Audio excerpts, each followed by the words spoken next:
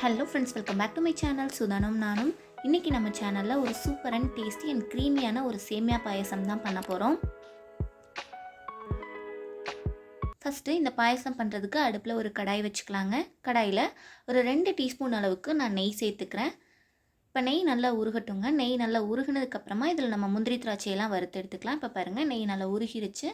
இதில் இப்போ நான் ஒரு 10 முந்திரி பருப்பு சேர்த்துக்கிறேன். அடுப்பை மீடியம் ஃப்ளேம்லேயே வச்சுட்டு நம்ம முந்திரி திராட்சையெல்லாம் வறுத்து எடுத்துக்கலாம். இது கூடவே ஒரு 5 பாதாம் பருப்பு நான் 1 2 கட் பண்ணி வச்சுருக்கேங்க. அதையும் சேர்த்துட்டு ஒரு நிமிஷம் லைட்டாக வறுத்து விட்டுட்டு, இது கூடவே பார்த்திங்கன்னா நான் கொஞ்சமாக ட்ரை கிரேப்ஸ் எடுத்து வச்சுருக்கேன், உலர் திராட்சை, அதையும் உள்ளே சேர்த்துட்டு இப்போ இதை நல்லா வறுத்து விட்டுடலாம். இப்போ பாருங்கள், முந்திரி பாதாம்லாம் கொஞ்சம் கலர் சேஞ்ச் ஆயிடுச்சு. அதே போல் உலர் திராட்சையும் நல்லா உப்பி வந்துருச்சு.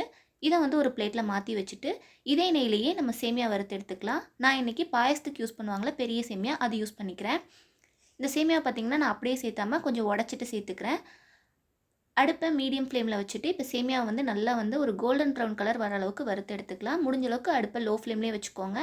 சேமியாவை இது போல் வறுத்து நம்ம பாயசம் செய்யும்போது பாயசம் சாப்பிடும்போது ரொம்ப டேஸ்ட்டாக இருக்கும். இப்போ பாருங்கள், லைட்டாக கலர் சேஞ்ச் ஆயிடுச்சு இல்லையா? இந்த அளவுக்கு கலர் சேஞ்ச் ஆனதுக்கப்புறமா இதில் நம்ம பால் சேர்த்துக்கலாம்.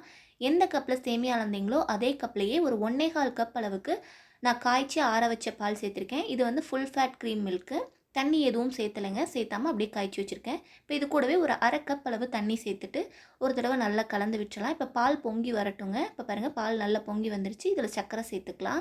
நான் இன்றைக்கி பார்த்திங்கன்னா ஒரு 5 டேபிள் ஸ்பூன் அளவுக்கு சர்க்கரை சேர்த்துக்கிறேன். நான் கடைசியாக இது கூட மில்க் மைட் சேர்க்க போகிறேன், அதனால் சர்க்கரை கம்மியாக சேர்த்துக்கிறேன்.